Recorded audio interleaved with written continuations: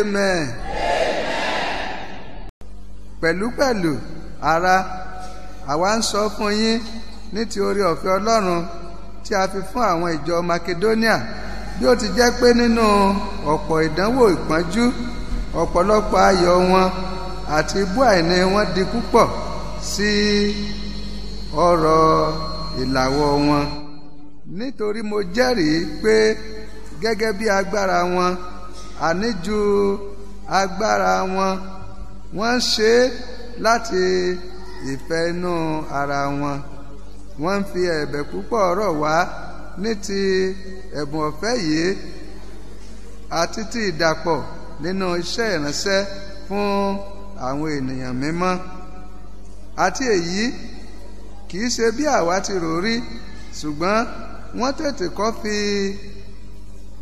àwọn tìkára wọn fún Olúwa àti fún wa nípa ìfẹ́ Ọlọ́run. Ẹ jẹ́ ká lọ sínú Kọ́ríńtì kínní orí 4 ẹsẹ̀ 2 àkọ́kọ́. Bíbélì sọ pé jẹ́ kí ènìyàn kí ó máa kà wá bẹ́ẹ̀ bí ìránṣẹ́ Kristi àti ìríjú àwọn ohun ìjìnlẹ̀ Ọlọ́run. Pẹ̀lúpẹ̀lú à ń béèrè lọ́wọ́ ìríjú pé kí Olúwa rẹ̀ náà kí ó jẹ́ olótìtọ́. Mo tún ẹsẹ̀ 2 yẹn kà. Pẹ̀lúpẹ̀lú à ń béèrè lọ́wọ́ ìríjú pé kí Olúwa rẹ̀ náà kí ó jẹ́ olótìtọ́. Oore ọ̀fẹ́ láti jẹ́ olótìtọ́, mo gbàdúrà pé Olúwa yóò fi fún gbogbo wa ní alẹ́ yìí ní orúkọ Jésù. Ayé wo sì ní wà bákan náà mọ́. Oore ọ̀fẹ́ Ọlọ́run yóò tó fún ẹnìkọ̀ọ̀kan wa. Amen. Olúwa dúpẹ́ ní ìrọ̀lẹ́ yìí fún oore ọ̀fẹ́ tí a ní láti tún wà níbí. A dúpẹ́ pé òjò tó rọ̀ ẹ jẹ́ kó dí wa lọ́wọ́. A dúpẹ́ fún ọ̀rọ̀ tí a gbọ́ lánàá. A dúpẹ́ pé lónìí ẹ tún bá wa sọ̀rọ̀ látòrí ìtẹ́ wa. Ayé wo ní wà bákan náà mọ́. Olúwa gbọpẹ́ wa. À ń lọ nínú ọ̀rọ̀ náà. A ti kọrin, a ti gbàdúrà, a ti gbọ́ àwọn ìfilọ̀, a ti gbọ́ orin. Lórúkọ Jésù ẹ gba ọpẹ́ wa. Nínú ọ̀rọ̀ náà ẹ bùkún fún wa o. A fẹ́ kẹ́ ẹ ṣe wá ní olótìtọ́ ìríjú láti òní lọ. Olúwa ṣe wá bẹ́ẹ̀. À ń fẹ́ oore ọ̀fẹ́ ìfifúnni bí irú ètí ẹ̀yin ní tẹ́ ẹ fi rán ọmọ yín kan ṣoṣo wá sí ayé láàrin ọ̀sẹ̀ yìí. Olúwa fún wa ní oore ọ̀fẹ́ náà. Gbogbo oore ọ̀fẹ́ tá a sì ti gbà láti àná má jẹ́ ó bọ́ lọ́wọ́ wa. Àdúrà wa tó ga jùlọ ni pé nígbà tẹ́ ẹ bá dé níjọba yín, Olúwa kà wá yẹ. Adúpẹ́pẹ́ ti gbọ́ àdúrà wa. Ẹ má jẹ́ á di adọ́run mòótọ́ ní orúkọ Jésù Kristi Olúwa wa. Àmín. Ó ní mo ti dé bí mo ti ń dé o, mo ti wá bí mo ti ń wá, mo ti dé bí mo ti ń dé o, mo ti wá bí mo ti ń wá. Olúwa gbà mí o, má jẹ́ rárìn nù. Mo ti dé bí mo ti ń dé, mo ti dé bí mo ti ń dé o, mo ti wá bí mo ti ń wá, mo ti dé bí mo ti ń dé o, mo ti wá bí mo ti ń wá. Olúwa gbà mí o, má jẹ́ rárìn nù. Mo ti dé bí mo ti. Àdúrà ni ẹ jẹ́ akọrin yẹn dáadáa. Bí mo ti ń dé o, mo ti wá bí mo ti ń wá, mo ti dé bí mo ti ń dé o, mo ti wá bí mo ti ń wá. Olúwa gbà mí o, má jẹ́ rárìn nù. Mo ti dé bí mo ti ń dé. Olúwa gbà mí o, má jẹ́ rárìn nù. Mo ti dé. Olúwa gbà mí o, má jẹ́ rárìn. Ní orúkọ Jésù ni a gbàdúrà. Lónìí máa rí tèmi gbà, lónìí máa rí tèmi gbà, máa rí rè mi gbà. Lónìí máa rí rè mi gbà, lónìí máa rí rè mi gbà. Bàbá mi yóò ṣe o, Ọlọ́run ayọ̀ ni ọ́. Lónìí máa rí rè mi gbà, lónìí máa rí rè mi gbà, lónìí máa rí rè mi gbà, lónìí máa rí rè mi gbà, lónìí máa rí rè mi gbà. bàbá mi yóò ṣe é o ọlọ́run ayọ̀ ni ọ́ lónìí máa ríre mi gbà lónìí máa ríre mi gbà lónìí máa ríre mi gbà lónìí máa ríre mi gbà lónìí máa rí tèmi gbà ní orúkọ Jésù Olúwa wa. Mélòó fògo rẹ̀ mọ́ mélòó fògo rẹ̀ mọ́ mélòó fògo rẹ̀ mọ́ mélòó fògo rẹ̀ ìyókù á yé mi bàbá mọ́ mélòó fò. Gbàdúrà yẹn dáadáa lẹ́ẹ̀kan sí mọ́ mélòó. Àdúrà là ń gbà yẹn o gbàdúrà yẹn dáadáa lọ́ọ́ fọ́ má jẹ́ ń dóhùn èlò àlòpá ti bàbá. Fògo rẹ̀ mú mi lọ fògo rẹ̀ ìyókù á yé mi bàbá mú mi lọ fò. Lónìí ohun tí a fẹ́ fi gbà wá níyànjú ni how should we give nígbà tá a ní ká máa ṣe ìfifúnni how should we give báwo la sì lè ṣe ìfifúnni wa tó fi jẹ́ pé inú Ọlọ́run ó dùn sí ní tí à ń bá ń ṣe. Ṣé ẹ mọ̀ pé ọ̀pọ̀lọpọ̀ gbà inú Ọlọ́run ò dùn sí ìfifúnni wa ọ̀pọ̀lọpọ̀ ló rò pé àwọn ń ṣe ìfifúnni tó jẹ́ pé ó ń bọ Ọlọ́run nínú jẹ́. Mo gbàdúrà pé láti inú ìsọjí yìí lọ ìfifúnni wa kò ní jẹ́ orísun ìbànújẹ́ fún Ọlọ́run wa ìfifúnni wa yóò jẹ́ orísun ìdùnnú fún Ọlọ́run wa.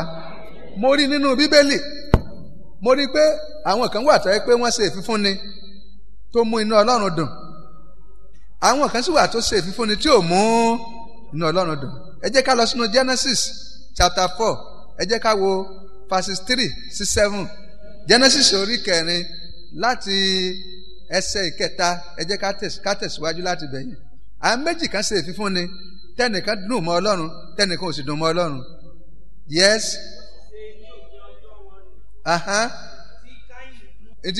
Nínú ìjọ lónìí àwọn kan máa bínú.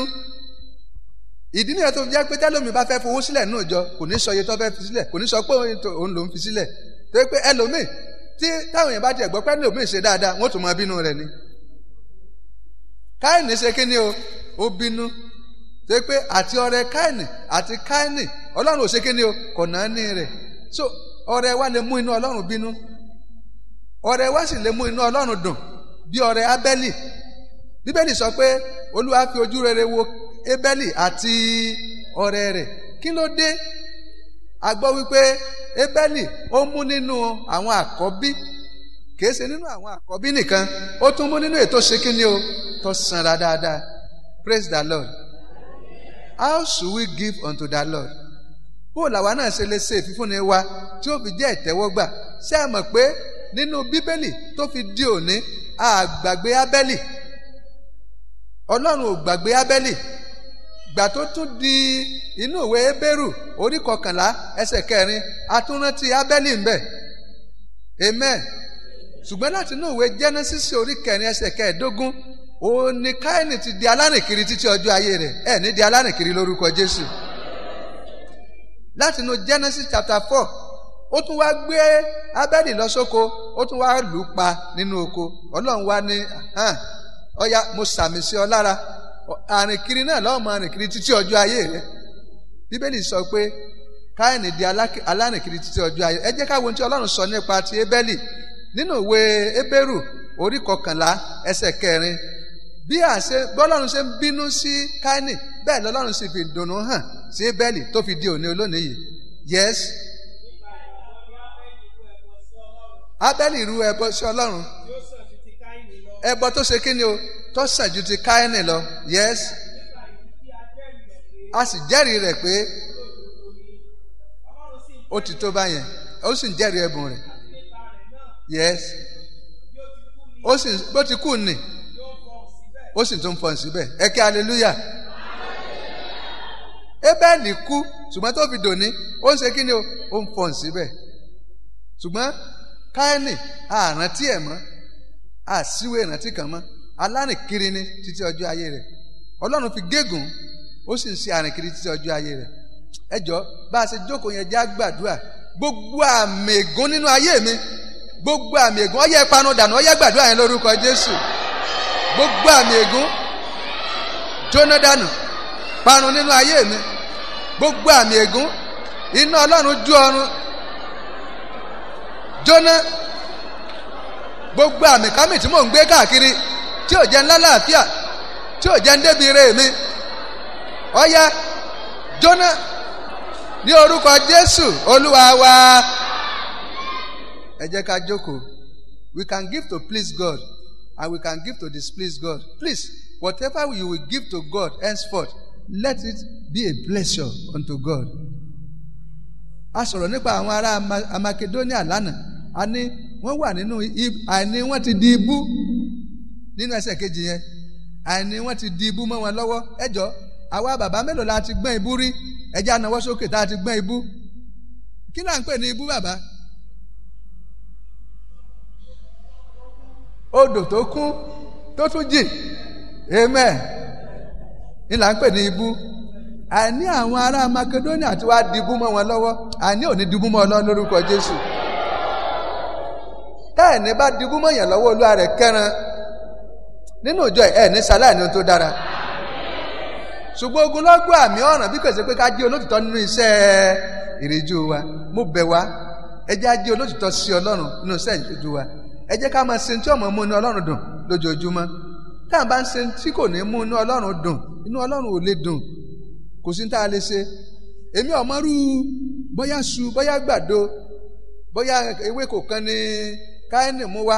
Ṣùgbọ́n ẹ̀rí pé ó láti jẹ́ pé ọkàn tó fi mú wá náà ò ṣe kí ni o, ọkàn rẹ̀ náà dáa. Ṣùgbọ́n àwọn ará Makedonia wọ́n mú wá tayọ̀tayọ̀, wọ́n mú wá tọ̀yàyàtọ̀yàyà. Ní inú ẹsẹ̀ kẹrin yẹn, ẹsẹ̀ kẹta àti ẹsẹ̀ kẹrin, wọ́n mú wá tinútinú wọn, ó dénú wọn. Tá a bá ti fi fún Ọlọ́run, ẹ jẹ́ kó dénú wa. Ẹ má jà mú ọrẹ ojú wá sínú church.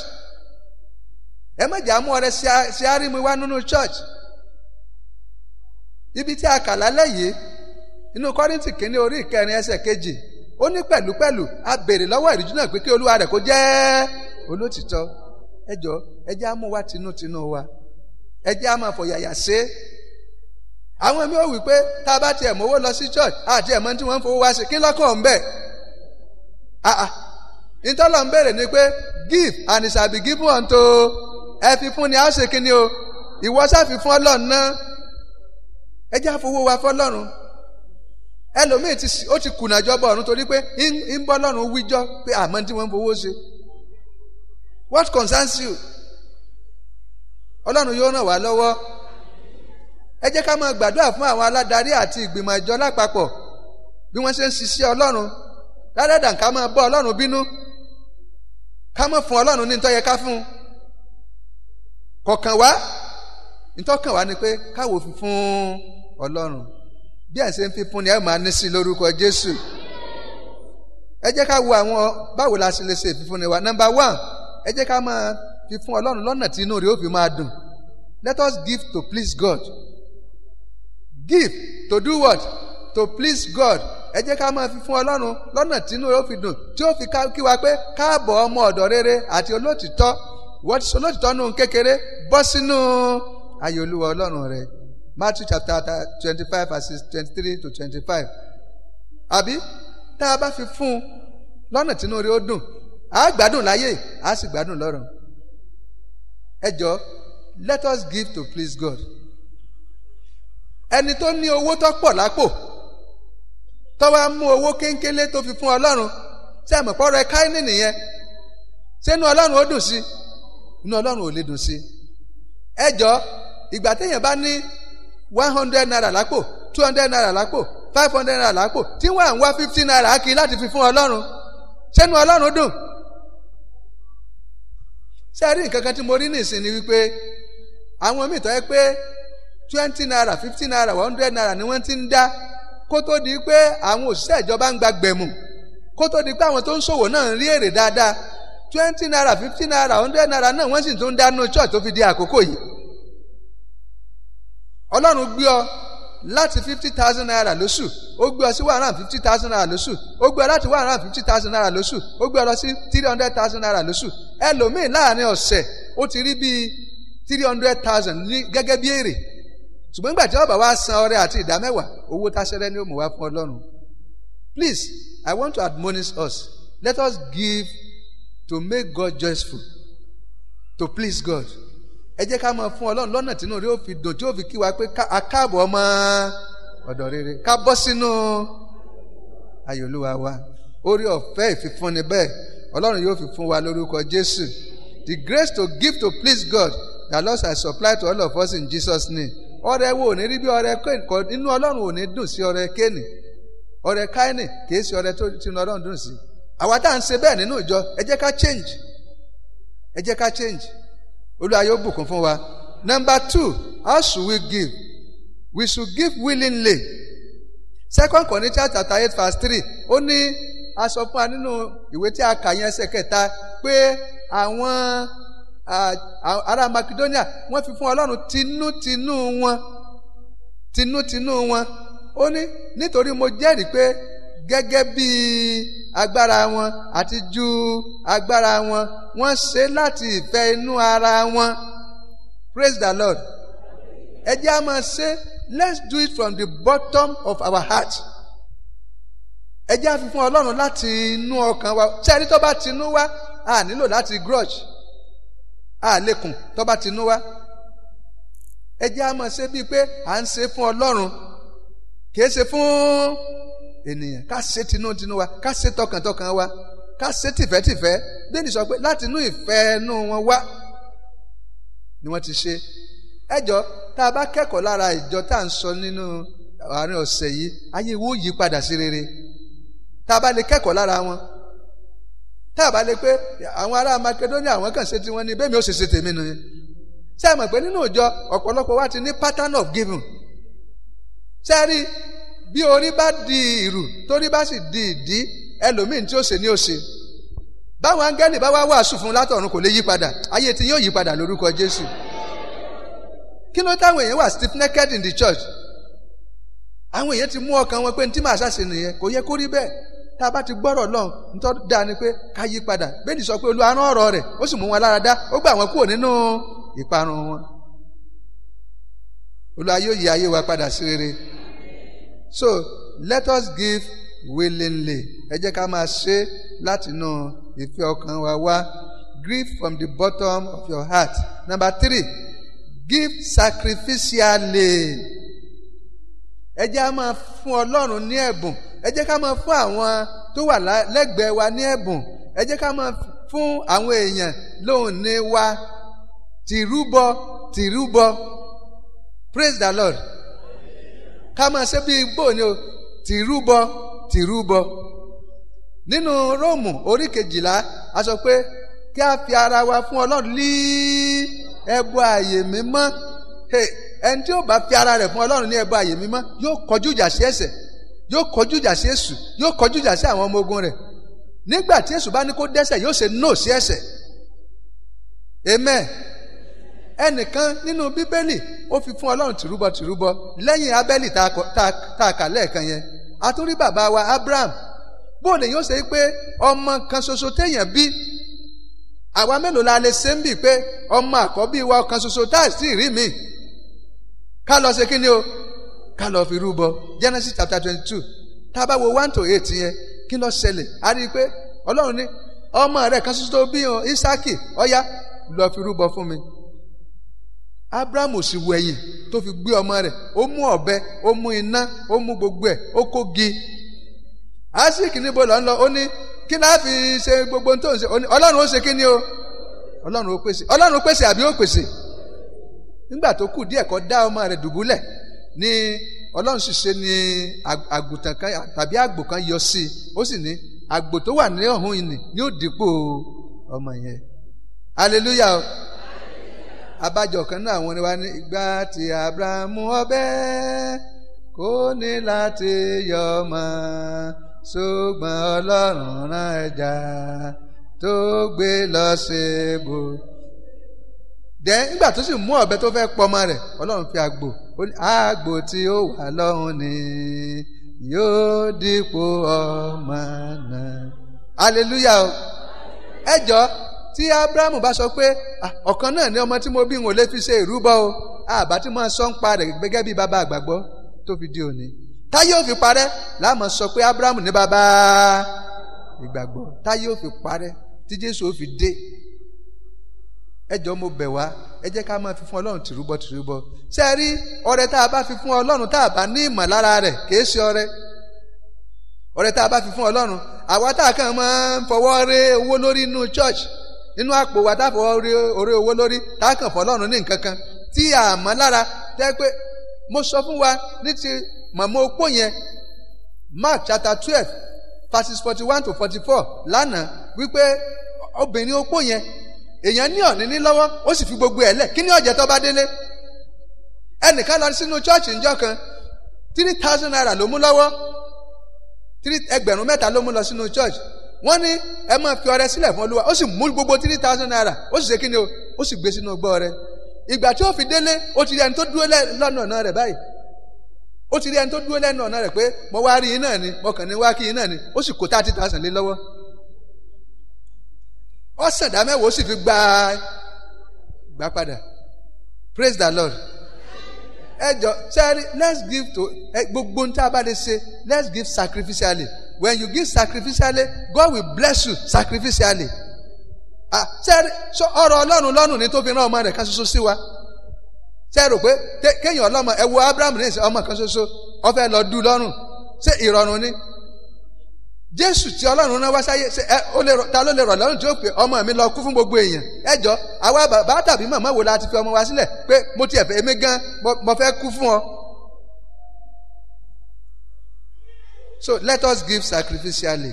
ẹ jẹ́ á máa fi fún Ọlọ́run tí ìrúbọ. Ọlọ́run fẹ́ bẹ́ẹ̀, Ọlọ́run fẹ́ bẹ́ẹ̀. tábà tún rí opó Sáréfátì nínú ìwé àwọn ọba kínní orí 17 láti ẹsẹ̀ kẹwàá lọ tó fi dé ẹsẹ̀ 24. gbà tí Ọlọ́run rán wòlíì Elijah sí opó Sáréfátì, kò sí nǹkan tí ó jẹ mọ́. opó yẹn ọkàn ní kólòbó òróró kéńkélé kan, ó ní nǹkan díẹ̀ nu kólòbó òróró rẹ̀, ó sì ní ìyẹ̀fun díẹ̀ tóun àtọmọ rẹ̀ opó tí wọ́n sì ṣe kí ni o, tí wọ́n kú. gbà tí Elijah débẹ̀ ó ní tètè kọ́ ṣe ti èmi ná, ọwọ́ ń tó kù mò ń retí kí n ṣe tèmi kí n ṣe tọ́mẹ̀ ká jẹ ká sì ṣe kí ni o, ká sì kú. bàbá Elijah sọ pé kò tí kọ́kọ́ ṣe lọ́ba padà, ó sì lọ po gbogbo ń tó kù. nígbà tó po gbogbo tó kù ó sì gbé fún ìránṣẹ́ Ọlọ́run. Bíbélì wá jẹ́ ká mọ̀ wípé odidi ọdún 3 àti oṣù 6 tí ìyẹn fi mú ní ilẹ̀ Ísírẹ́lì, kólòbòrò mọ̀mọ́ yẹn kò ṣe kí ni o, kò gbẹ, bẹ́ẹ̀ kòkó yẹ fún rẹ̀ kò ṣe kí ni o, kò ṣófo. tá à ń bá ń ṣe dáadáa bí ó ṣe rí fún wa nù lórúkọ Jésù. ẹ jẹ́ ká máa ṣe dáadáa, ẹ jẹ́ ká mọ̀ fún tó jọjú fún ni. ṣé ẹ mọ̀ pé bí mọ̀mọ́ yẹn ṣe kọ́kọ́ rò wípé tí n bá ti fún un léyìí tán kí wọ́n á là á máa jẹ, tó yẹ pé báà náà ló ṣe ni, wọn ò bá kàn jẹ́ tán, wọn ò bá sì ṣe kí ni o, wọn ò bá sì kú. gbọ́n torí pé ó fi fún ìránṣẹ́ Ọlọ́run. adẹ̀sọ lánàá náà pé ẹ má jẹ́ ká àwọn ìránṣẹ́ Ọlọ́run tó wà lánàá ẹ má jà wò pé èèlò lèmi ń gbà, owó oṣù bàbá wa nú Olúwa ó tó ìlọ́po 10 tèmi. mo lọ sínú ìjọ kan, wọ́n ń ṣe Bible study lọ́jọ́ Wednesday. ẹnìkan wá béèrè wípé àwọn ìránṣẹ́ Ọlọ́run tí wọ́n ń gba owó tó ju ti ẹlòmíì lọ́nù ìjọ, ṣáà tún lè máa fi fún wọn? níta fún wọn ni pé tún máa fi fún, kódà tí wọ́n bá ń gba ìlọ́po 100 owó tí ẹ̀ ń rí, torí pé nínú Bíbélì àwọn ọmọ ìjọ máa fi fún àwọn ìránṣẹ́ Ọlọ́run. bẹ́ẹ̀ bá sì ṣe fi fún wọn lẹ́yìn náà ṣe máa ṣe kí ni o. ẹ má jà pé olùṣọ́ àgùntàn wa àdúró owó tí ń gbà lèmi náà, ìwọ ṣe ń tọ́lọ́run ní kò ṣe. bí wọn ò tí gbàdúrà fún ọ, Ọlọ́run ti gbàdúrà fún ọ ná, yóò dára fún wa. opó yẹn ọ̀sálàì ní títí gbogbo ìgbà tí èèyàn fi mú ní mọ èèyàn nínú ìjọ yìí lórúkọ Jésù. oore ọ̀fẹ́ tẹ́ fi máa ṣe Ọlọ́run yóò fi fún yín lórúkọ Jésù. ẹ jẹ́ ṣe rí ní tá à ń sọ láàrin ọ̀sẹ̀ yìí, ẹ jẹ́ ká dán wò. Málákì chapter 3 verse 10 ó ní ẹ fi èyí dán mi wò bí èmi kì yóò bá ṣe kí ni o, sí fèrèsé ọ̀run kí n sì tú ìbùkún jáde tó jẹ́ pé kò ní sí. ẹ jẹ́rìí sí agbára Ọlọ́run lórúkọ Jésù. ṣùgbọ́n ẹ jẹ́ á dán wò, káwá wo ohun tí ó ṣẹlẹ̀. yóò dára fún wa o lórúkọ Jésù ẹ̀ ní jẹ̀bi. Then báwo la ṣe lè ṣe ìfifúnni wa? Give proportionately. Ẹ jẹ́ ká fi fún Ọlọ́run bí Ọlọ́run bá ṣe pèsè fún wa. Give as the Lord prospers you. Bí Ọlọ́run ṣe bùkún fún wa, give as you are blessed. Ẹ jọ̀ọ́ ṣé rí tí a bá máa fi fún Ọlọ́run bí Ọlọ́run ṣe pèsè fún ẹnì kọ̀ọ̀kan wa nínú ìjọ Ọlọ́run, a nílò ìkówójọ kankan mọ́. A nílò pé a fẹ́ ṣe lọ́ńchì, gbogbo lọ́ńchì tá à ń ṣe yẹn a nílò rẹ̀. Torí pé nínú ìjọ Ọlọ́run pèsè fún àwọn ọmọ Ọlọ́run tó. In fact, ìjọ kọ̀ọ̀kan tú ẹrù rẹ̀ gbé. Ṣùgbọ́n nígbà tí àwọn èèyàn bá fowó lẹ̀ láwọn ìjọ mi ó sọ pé ọ̀dà ẹ jẹ́ á ṣèkówójọ, ẹ jẹ́ ká ṣe yìí, ẹ jẹ́ ká ṣe tán. The church does not need it when they are faithful in their giving. Tí wọ́n bá lè jẹ́ olótìtọ́ nínú ìfifúnni, in fact ìjọ ní ànító àti àníṣẹ́kù. Mo bẹ̀ wá, let us give as the Lord has blessed us. Let us give as we are prospered. Bọ́lá ń ṣe bùkún fún wa bá a ṣe ṣe rere. Ẹ má jẹ́ á máa bẹ̀rù. Inú mi sì dùn. A wà nínú chọ́ọ̀chì lánàá, Ọlọ́run bùkún fún àwọn tó Ọlọ́run bùkún fún ẹnìkan kan kọ lẹ́tà sí wa ní church, ó sì fowó síbẹ̀, owó tó jọjú. Àwọn èèyàn ránṣẹ́ ìrìn rere lọ́wọ́ lánàá. Ẹ jẹ́ àwa náà ó ṣe bẹ́ẹ̀. Ẹ jẹ́ àwa náà ó ṣe bẹ́ẹ̀. Sẹ́rí ìhìn rere yẹn tó bá ti di àkókò ìhìn rere yẹn gbogbo èèyàn gbọ́dọ̀ tune to it. Àwọn èèyàn sì ń gbá gbogbo wa là ń gbádùn rẹ̀. So ẹni ó bá ṣe kò ṣe lásán. Lọ́ọ̀lẹ́ ẹja ṣèṣe dé a gbọ́ èrè tó wà fún wa ètò àfi parí nìyẹn. Nígbà tá a bá gbọ́ àwọn òwúlọ́ yẹn ká máa fi fún gangan a gbọ́ lọ́la. Dẹ́ tá a bá fi fún irú àwọn yẹn kí ni ó jẹ́ èrè fún wa? Sáwọn tó ṣe kò sí èrè kankan fún wọn ni. A gbọ́n tí ó ṣẹlẹ̀ a délé ológo lórúkọ Jésù. Then we are to give systematically.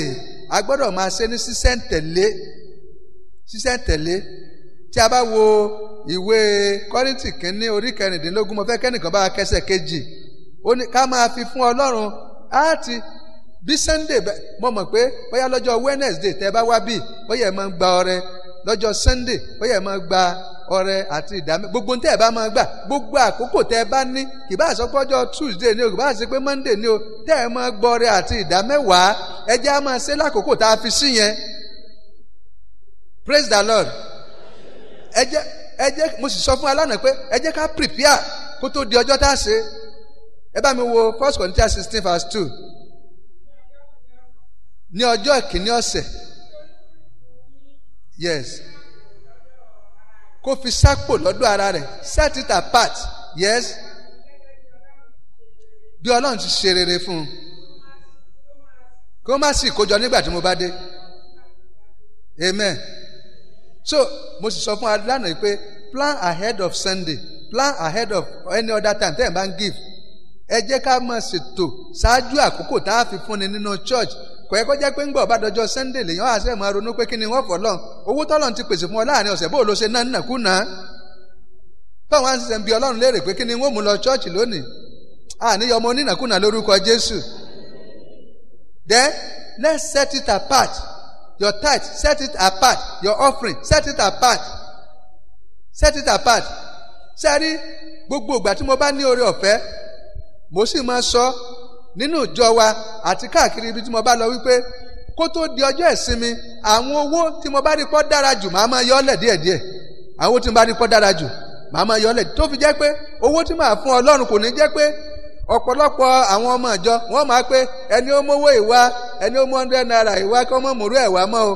Ṣé iye irú owó tó yẹ kó fọ́lọ́run nu? Owó tó ti ya omi ò ti gé méjì omi ò ti dọ̀tí pátápátá. Please let us plan to set apart God's money so that on Sunday you don't need to look scatter before you give to God. Tá a máa ń ṣe àwọn wájú tá à ń wẹ̀yìn tá à ń wo ọ̀tún tá à ń wo sìkà tó fún Ọlọ́run tó sì ṣiṣẹ́ lódìdí ọjọ́ mẹ́fà láàrin ọ̀sẹ̀ tó wá dọjọ́ keje tó ọmọ tó fún Ọlọ́run ọ̀rọ̀ rẹ ní oníbèrè nínú. Olúwa yóò ṣàánú fún wa. So bí Ọlọ́run ṣe sọ fún wa nù. Then how do we give? We should give individually.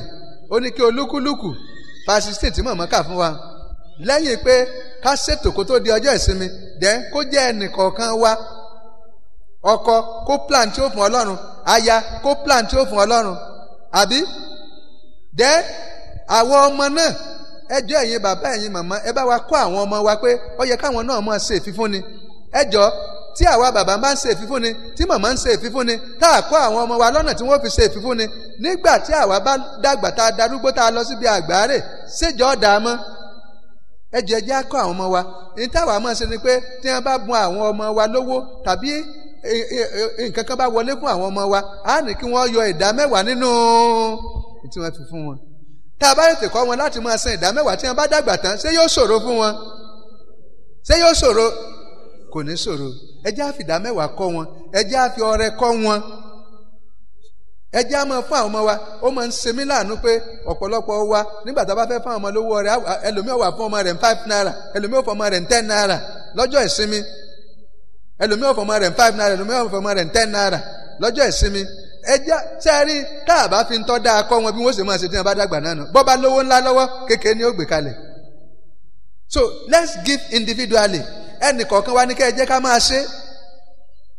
ẹnì kọ̀ọ̀kan wa a sì dánilẹ́kọ̀ọ́ kan ní inú àjùmọ̀ṣe wa láìpẹ́ yìí. ìgbà tí mo parí ìdánilẹ́kọ̀ọ́ yẹn ó tó bí ọ̀sẹ̀ méjì ní ìsìn. ìgbà tí mo parí ẹnìkan wá béèrè wípé tí ọkọ àti aya tí wọ́n bá ń da àpò pọ̀ tí wọ́n bá ní àpò kan náà, ọ̀rọ̀ lórí márẹ́jì ni, tí wọ́n bá ní àpò kan náà yẹn ni pé gbogbo tí ń wọlé fún ìyàwó owó tí ń wọlé sọ́kọ wọ́n máa papọ̀, wọ́n máa ronú bí wọ́n sì jọ máa ná. wọ́n á ní tí wọ́n bá ń dà pọ̀, ṣùgbọ́n tí Ọlọ́run wá fi sí ẹ̀mí ìyàwó pé kó ṣe nǹkan kan gbòógì fún ìjọ, bó ló ṣe fẹ́ ṣe? eyín ò lè. Ọlọ́run ti ní ẹ máa papọ̀, wọ́n sì ti ń papọ̀ pé ohun gbogbo tí Ọlọ́run bá ti so pọ̀ sọ kẹ́kẹ́ ọmọ ṣe kíni o, kóńkóń ọmọ ṣe kíni o, wọ́n sì ti ń papọ̀. ṣùgbọ́n Ọlọ́run wá fi sọ́kàn ọkọ tàbí ìyàwó ló pé wípé kó ṣe nǹkan fún ìjọ. wọ́n tún jọ rò náà ni, àbí? dádì mi ìtọ́lọ́run fi sí wa lọ́kàn nìyí pé ká ṣe sínú ìjọ. kódà tayọ̀tayọ̀ ló yẹ kí ọkọ yẹn kó fi ṣe kíni o. ìyàwó pásítọ̀ gan ló béèrè ìbéèrè yẹn.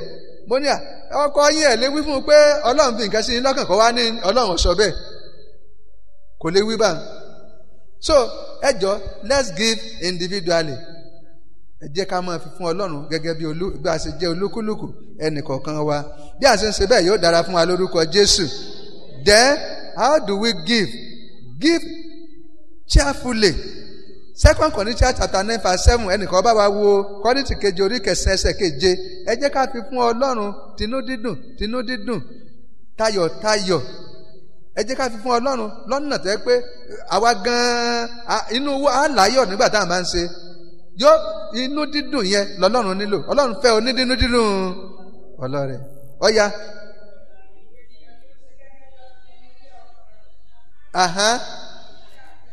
kì í ṣe àfẹ̀kùnṣe. Ọlọ́run fẹ́ onídínú dídùn ọlọ́rẹ̀. Please let us give cheerfully. The Macedonians in verse 2 of 2 Corinthians chapter 8, they gave joyfully, they gave willingly. And in verse 3, they gave out from the bottom of their heart. Wọ́n ṣe tayọ̀tayọ̀, wọ́n ṣe tìfẹ́tìfẹ́, wọ́n ṣe láti inú ọkàn wọn. Bí ó ṣe yẹ káwa náà kàn máa ṣe nù. Lọ́nà mìíràn, give as Jesus Christ gave. Ẹ jẹ́ ká máa ṣe ìfífúnni wa. Bọ́lọ̀ náà bí Jésù náà ṣe ìfífúnni tiẹ̀. Bóò ni Jésù ṣe ìfífúnni tiẹ̀? Jésù ṣe ìfífúnni rẹ̀ torí pé ó gbé gbogbo ara rẹ̀ fún wa. Ó fi gbogbo ayé rẹ̀ lẹ̀ fún wa. Kìí ṣe owó nìkan ni Jésù fi sílẹ̀, kìí ṣe ọrọ̀ nìkan ni Jésù fi sílẹ̀, ó fi ohun gbogbo sílẹ̀ fún wa. Hallelujah.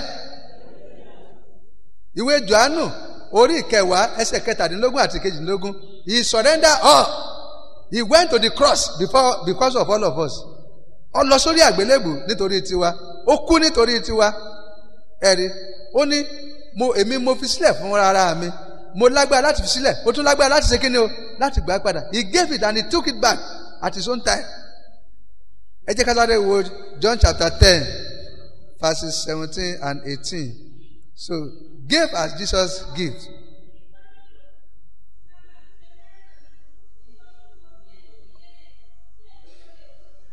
Ẹ ṣe ẹnìkan kan ò gbà lọ́wọ́ mi o. ọ̀ya mo fi lélẹ̀ fún ara mi, mo lágbára láti fi lélẹ̀, mo sì lágbára láti gbà padà. Ó ti tó báyẹn. Amen. Jésù ó fi gbogbo ẹ̀ sílẹ̀ láì jẹ́ pé ẹnikẹ́ni trouble rẹ̀. He gave willingly. He gave all. Gbogbo ẹ̀ ló fi sílẹ̀ bí obìnrin opó ni. In fact, he withheld nothing. Kò sí tí Jésù tó dì mọ́ra pé n ò ní jù yìí lẹ̀. That is why on the cross, he surrendered all just because of you and because of me, so that we can get into heaven, or we make heaven. Ẹ jọ̀ọ́, kí wá là wá ní tẹ́nìkan ò tí ì fi fún wa tí Jésù bá lè fi gbogbo ẹ̀ sílẹ̀. In fact, ìgbà tí mo bá ń kọ orin 110, tí mo bá ń kọ orin 110, omi máa jáde lójú mi pé mo fara mi fún ọ, mo fayé mi fún ọ, kí n lè rọ̀ ọ́ padà, kí o lè jíǹde nínú òkú, mo fara mi fún ọ, fara rẹ fún mi. Nígbà yẹn ó ní kí ni ìwọ ṣe fún mi? Ẹ jọ̀ọ́, let's give as Jesus gave. Bí Jésù ṣe fún wa, ẹ̀já wa náà máa ṣe bẹ́ẹ̀. Bí à ń ṣe ń ṣe bẹ́ẹ̀, á di alábùkún fún lórúkọ Jésù. Ẹ jẹ́ ká ṣe ìfúnni wa pátápátá, ẹ jẹ́ á máa fi ìfúnni pátápátá in absolute surrender. Ní jọ̀wọ́ ara wa pátápátá. Jésù jọ̀wọ́ ara rẹ̀ lórí àgbélébù nítorí tiwa. Ṣùgbọ́n a dúpẹ́ lọ́dọ̀ Ọlọ́run. Ní ọjọ́ kẹta ó ṣe kíni o? Ó jíǹde nínú òkú. Ẹ kí hallelujah. Ìyẹn ni pé kò sí ní téèyàn fi fún ẹlòmíì tí ò ní gbà padà. Jésù fi ara rẹ̀ fún gbogbo aráyé, ó sì tún ṣe kíni o? Ó tún gbà padà. Ó ní mo lágbára láti fi fún ni, mo sì lágbára láti ṣe kíni o? Láti gbà padà. Kò sí ní tá a fi fún yàn, á gba ìlọ́po rẹ̀. Ṣùgbọ́n tá a bá fi fún yàn, ìyà ọmọ jẹ̀yàn lọ náà ni. Ẹni tó bá lòun ní fi fún yàn, tó bá lòun ní fi fọ́lọ̀, ìyà ọmọ jẹ́ lọ náà ni.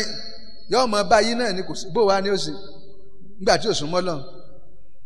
Oore ọ̀fẹ́ láti súnmọ́ Ọlọ́run yóò fi fún ẹnì kọ̀ọ̀kan wa. Then we want to admonish us to give abundantly. Ẹ jẹ́ á máa fi fún Ọlọ́run lọ́pọ̀lọpọ̀. Nínú ìwé tá a kà lẹ́ẹ̀kan yẹn, Kọ́ríńtì kejì orí 9 ẹsẹ̀ 6, ó ní ẹni ó bá fúnrúgbìn kíún, ẹni tó bá fúnrúgbìn púpọ̀ ni ó kà á.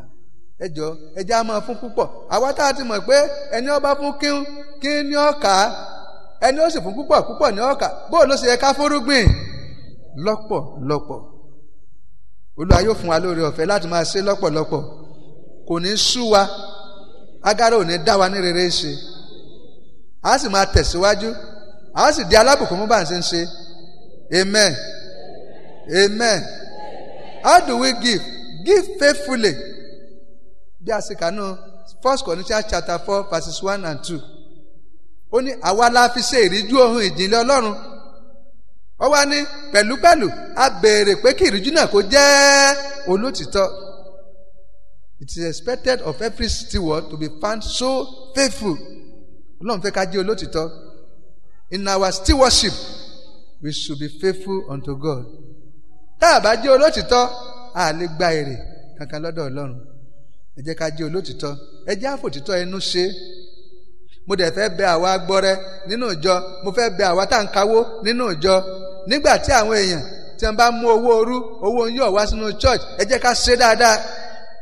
Àwa agbọ́rẹ́, àwa tá à ń kọ́, àwa tá a wà nídìí ètò ìṣúná, ẹ jẹ́ ká máa ṣe dáadáa.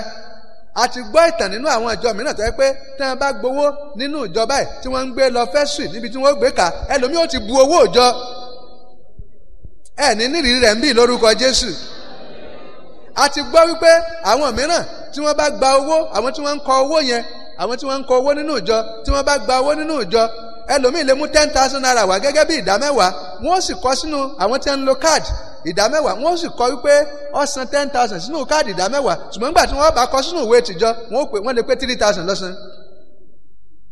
Ohun tí ò ní mọ̀ wípé 10,000 tí wọ́n kọ sínú káàdì ìdámẹ́wàá yẹn ọ̀tọ̀ ni tí wọ́n fi lẹ̀. Ẹ jọ̀ọ́, nínú Ògbómọ̀ṣọ́ yìí mo ti rí ìjọ tó jẹ́ wípé wọ́n gba ọrẹ nílé ìsìn ọmọdé ní ọjọ́ ìsinmi. Gbà tí wọ́n gbọ́ ọrẹ nílé ìsìn ọmọdé ní ọjọ́ ìsinmi, ẹni tí sì máa gbé ọrẹ lọ àṣẹ máa bu owó. Ó wá bu ọ̀pọ̀lọpọ̀ owó. pásítọ̀ léèsìn ọmọdé náà ó sì ń gbowó dáadáa. Ìgbà tí wọ́n wá débi ìpàdé ìgbìmọ̀jọ láàrin ọ̀sẹ̀ tó tẹ̀lé yẹn, wọ́n wá ní iléèsìn ọmọdé ẹ̀ tí ẹ̀ wá fowó lẹ̀ mọ́, kí ló dé báyìí, owó yín ṣe ń kéré báyìí.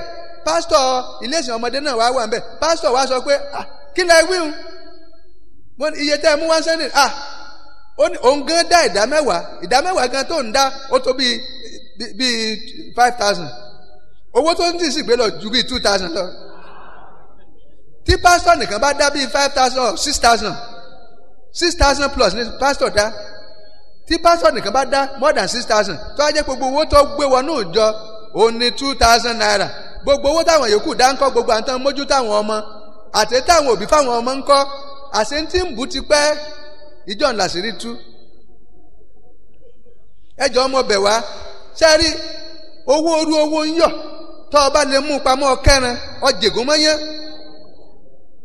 Owó tó pé inú pọ́njú lẹ́lòmíì tí àwọn màmá wa àgbà yìí, àwọn bàbá wa àgbà yìí, àwọn ọmọ ló ń tọ́jú ọ̀pọ̀lọpọ̀. Wọ́n sì tún mú wá nínú ògùn tá a bá lè sílò, ẹni ó bá sílò kẹrin yóò dára fún wa o. Ẹ jẹ́ àkíyèsára dáadáa wa tọ́lọ́run fi ṣe òṣìṣẹ́ nínú ìjọ, pàápàá jùlọ àwa tá à ń mójútó owó nínú ìjọ. Ẹ jẹ́ àkíyèsára àwọn iṣu tá a mọ gbọ́nbò mi kò dá pàápàá. Ìjọ tí mò ń wí tẹ́ bá ní sọ, ìjọ tí mo mọ̀ gan, ìjọ tẹ́ pé ó tún sì ń ṣẹlẹ̀ nínú àwọn ìjọ káàkiri nìyẹn. Yóò dára fún wa lórúkọ Jésù. Then à ń sọ̀rọ̀ nípa ká jẹ́ olótìtọ́. Etí ọkàn níbí ni pé give wholeheartedly, ẹ jẹ́ á máa ṣe tọkàntọkàn, ẹ jẹ́ á máa fi fún Ọlọ́run tí ọkàntọkàn wa. Ẹ rí i pé Ananiah àti Sàfírà nínú sí àwọn àpọ́stélì orí 5 ẹsẹ̀ 1 sí 10, ẹ rí i pé kọ̀dọ́kàn wọ́n talẹ̀. Àti ráwọn míì bíi Bánábà tó yẹ pé wọ́n talẹ̀, nígbà tí wọ́n talẹ̀ wọ́n gbé wá síwájú àwọn ọmọ Ọlọ́run, wọ́n jọ ń ná, wọ́n pín fáwọn aláìní. Ṣùgbọ́n nígbà tí Ananiah àti Sàfírà tí wọ́n ta tiwọn, iye tí wọ́n tà kọ́ ni wọ́n sọ pé àwọn tà fún ẹjọ́, ta ni wọ́n ń purọ́ tàn. Ìgbà tó kọ́ dọ́dọ̀ àwọn àpọ́stélì wọn ní èèlò lẹ́ta lẹ́, iye tá a tà náà nù. Mo dẹ̀ sọ fún wa wípé ẹjọ́ mẹ́jà máa léètì dénú church. Ìyàwó tó yẹ kó ní rádaràda náà ni tá ẹ pé ó wà lẹ́gbẹ̀ẹ́ ọkọ rẹ̀, nígbà tẹ́gbẹ̀ẹ́ tọkọ rẹ̀ ń purọ́, ó yẹ kó pé ẹjọ́ bàbá iye tá ó jù bá ń lọ o. Ṣùgbọ́n wọ́n ti jọ mọ̀, nígbà wọ́n ti jọ mọ̀ tẹ́lẹ̀, ìgbà ìyàwó náà dé rádaràda tó ti late wọ́n á bí pé èèlò lẹ́ta oníye tá a tà náà nù. Ṣé ẹ rí ọkọ rẹ̀ bó ṣe ṣubú, ẹ̀mí mọ́ gbé lulẹ̀ ó sì kú, wọ́n gbé lọ. Ìgbà ìyàwó náà dé, ṣé iye tá a tà náà oníye táwọn tà nù, ẹ̀mí mọ́ gbé lulẹ̀ òun náà sì kú, wọ́n gbé lọ bí ọkọ rẹ̀ wà. Lórúkọ Jésù àní kíkú àìtọ́jọ́. Ẹ jẹ́ á máa ṣe kínní, ẹ jẹ́ á ṣe tọkàntọkàn mọ́ bẹ̀ wá, ẹ jẹ́ ó dénú wa. Ẹ jọ àwọn àpọ́sítélì wa wí fún ẹ pé tẹ́ ẹ bá sọ pé iye báyìí lẹ ṣe, ebẹ́ yẹn náà ni, tẹ́ ẹ bá sọ pé iye báyìí, ebẹ́ yẹn náà ni. Táyà wọn ń purọ́ torí pé ẹ purọ́ mọ́ ẹ̀mí mímọ́, ẹ̀mí mímọ́ ó sì dájọ́ fún ẹ̀mí délé. Sẹ́rí ọ̀pọ̀lọpọ̀ wa náà ni ọba ti rí bá, ṣùgbọ́n àkókò orí ọ̀fẹ́ la wà yìí. Ẹ má jẹ́ àdúró dọjọ́ ọ̀dájọ́ ká tó change. Torí pé aṣọ lánàá yìí pé gbogbo wa láàjìn àṣírò àjìn fún Ọlọ́run gbogbo tá a bá ṣe nínú ayé yìí. So bí à ń ṣe ń jẹ́ olótìtọ́ tí à ń sì ń ṣe tọkàntọkàn wa, Olúwa yóò mú adélé ológo lórúkọ Jésù. Lastly, ibi tá a parí ẹ̀ sí lálẹ́ yìí, give your best. Ẹ jẹ́ ká fi fún Ọlọ́run ohun tó dára jùlọ. Amen. Ẹ jẹ́ èmi ọmọ tiẹ̀ tó dára jùlọ tó lè fi fún Ọlọ́run, ṣùgbọ́n fi fún Ọlọ́run ohun tó dára jùlọ. Ọlọ́run béèrè, kò béèrè good, kò béèrè better. Kí ló béèrè lọ́wọ́ wa? Best. Ẹ jẹ́ ká máa fi fún Ọlọ́run ohun tó dára jùlọ. Bá à ń sì ń ṣe ń fi fún a máa rí gbà lọ́pọ̀lọpọ̀ lórúkọ Jésù. Sẹ́ẹ̀mọ̀ pa ti sọ nípa arákùnrin Ábẹ́lì, ẹni tó fún tó dára jùlọ fún Ọlọ́run ó sì gbà padà. Ẹ wo bàbá wa Abraham, ó fi ọmọ rẹ̀ ó fi fún Ọlọ́run, ṣùgbọ́n Ọlọ́run rescue life ọmọ yẹn, Ọlọ́run wá sọ di bàbá ìgbàgbọ́. Ẹ jẹ́ káwọn náà máa fi ohun tó dára jùlọ fún Ọlọ́run. Ẹ jọ mo fẹ́ parí pẹ̀lú ọ̀rọ̀ yìí. Lọ́jọ́ kan ọba ìlú kan sọ pé kí gbogbo àwọn aráàlú kí wọ́n mú tí wọ́n fi ń ṣiṣẹ́ wá. ohun tí wọ́n fi ń ṣiṣẹ́ yẹn òun náà ni wọ́n sì fi gba èrè. òun kálukú wà mú ohun tí fi ń ṣiṣẹ́ wá, ẹni tó ní pọnpọ́n, ẹni tó ní garawa, ẹni tó ní mọ́tò ó gbé lọ tí fi ń ṣiṣẹ́, ẹni tó ní àwọn nǹkan míì bí ọkọ́ oríṣiríṣi wọ́n mú lọ, ẹni tó ní oríṣiríṣi wọ́n sá mú lọ, gbogbo ohun tá a máa fi ṣiṣẹ́ yẹn. nígbà wọn wá ṣiṣẹ́ tán rọ̀lẹ́, ọba wa ní nítorí mú wá láti ṣiṣẹ́ òun náà ló fi mú owó. ọba wa kówó lẹ̀, ó ní gbogbo ohun tó mú wá ọya máa fi bu owó. àwa rẹ̀ nìkan nínú wọn bí gbogbo èèyàn, ẹlòmíì gbé mọ́tò wá, ẹlòmíì gbé pọnpọ́n wá, ẹlòmíì gbé dúrọ́ọ̀mù wá, ẹnìkan wá mú abẹ́rẹ́ lọ́wọ́.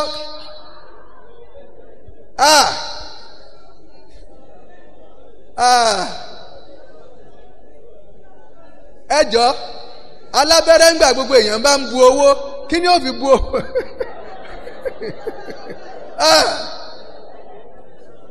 kò ní bàjẹ́ fún yín lórúkọ Jésù. sẹ́ẹ̀rí ní tẹ́ ẹ bá ṣe òun lẹ́gbà nítorí òun wá fi ṣiṣẹ́ ní tiẹ̀ nu abẹ́rẹ́. bọ́ bá tiẹ̀ fi gún owó mélòó ni ó gbé? ṣùgbọ́n ẹni tó mú bọ́kẹ́ẹ̀tì lọ́wọ́ tí ń gbọ́n inú rẹ̀, ẹni tó gbé mọ́tò wá tí ń bu kíní ẹ̀rí. sẹ́ẹ̀rí tá a bá ṣe fún Ọlọ́run láṣẹ kíní o làá gba. ẹ jẹ́ ká dé lórí ẹsẹ̀ wa.